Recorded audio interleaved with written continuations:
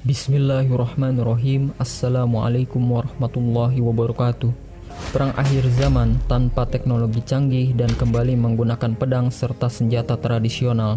Dunia itu akan selalu berotasi dan begitu juga dengan teknologi canggih.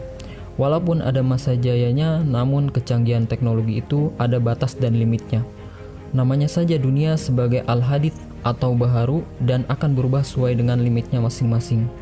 Kini orang membanggakan kecanggihan teknologi nuklir dan bermacam jenis persenjataannya. Namun suatu ketika nanti sang kejayaan itu juga akan musnah.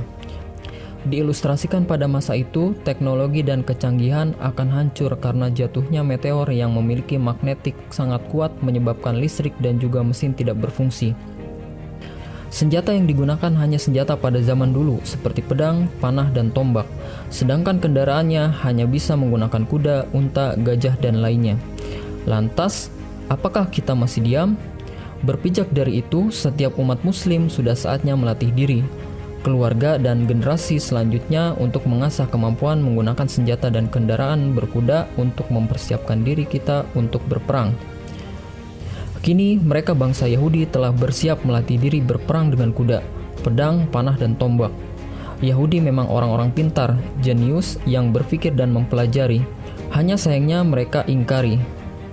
Mereka kini mempersiapkan diri untuk perang akhir zaman. Berdasarkan penelusuran dan juga kutipan ramalan dari ilmuwan modern tentang perang akhir zaman tanpa menggunakan teknologi tinggi telah disebutkan beberapa abad silam, walaupun baginda Nabi terlebih dahulu telah mengisyarahkan fenomena tersebut. Menyikapi hal ini, sosok ilmuwan terkenal Albert Einstein berkata, "Perang dunia ketiga tidak akan menggunakan teknologi." Pernyataan ini didukung oleh Steve Jobs. "Selepas saya, kalian akan kembali ke zaman batu." Banyak yang mengatakan bahwa dalam Perang Dunia Ketiga bom nuklir akan digunakan. Ada diceritakan juga dalam kitab Bahrul Mazi, Perang Dunia Ketiga yang diramal akan berlaku dalam tempo yang singkat, tetapi kemusnahan amat dahsyat, sehingga dikatakan dunia selepas itu akan kembali seperti zaman pengetahuan di mana bala tentara hanya akan menunggang kuda serta bersenjata pedang seperti perang zaman dahulu.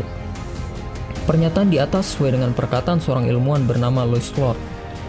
Dia berpendapat jika Perang Dunia Ketiga adalah berjuang dengan senjata nuklir, yang keempat akan diperjuangkan dengan busur dan anak panah. Menyokong ungkapan di atas juga dikemukakan oleh ilmuwan terkenal Albert Einstein. Dia mengatakan, "Saya tidak tahu dengan senjata apa Perang Dunia Ketiga akan diperjuangkan. Tetapi Perang Dunia keempat akan diperjuangkan dengan kayu dan batu."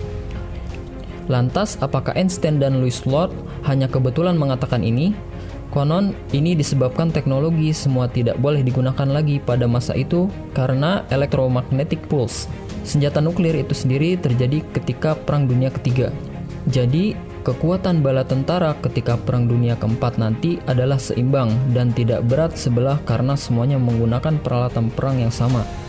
Bukan hanya itu, malah ada sebagian hadis yang menekankan akhir zaman nanti akan berlaku perang menggunakan pedang dan Dajjal akan disembelih dengan pedang.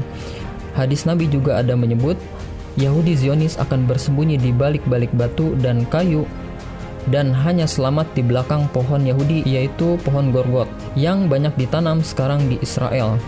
Tidak akan berlaku kiamat sehingga seluruh umat Islam berperang dengan seluruh Yahudi. Umat Islam akan membunuh mereka sehingga apabila mereka bersembunyi di balik batu dan pohon, tiba-tiba pohon-pohon dan batu-batu itu bersuara menjerit memanggil umat Islam agar datanglah kamu ke sini dan bunuhlah orang-orang Yahudi itu, kecuali pohon Gorgot, karena ia adalah pohon Yahudi. Hadis riwayat Bukhari dan Muslim.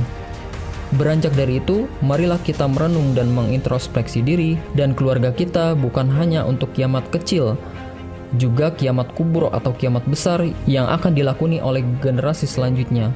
Siapkan bekal untuk hari esok yang lebih baik. Wallahu a'lam bishawab. Demikian penjelasan singkat tentang perang akhir zaman tanpa teknologi canggih dan kembali menggunakan pedang serta senjata tradisional. Wassalamualaikum warahmatullahi wabarakatuh.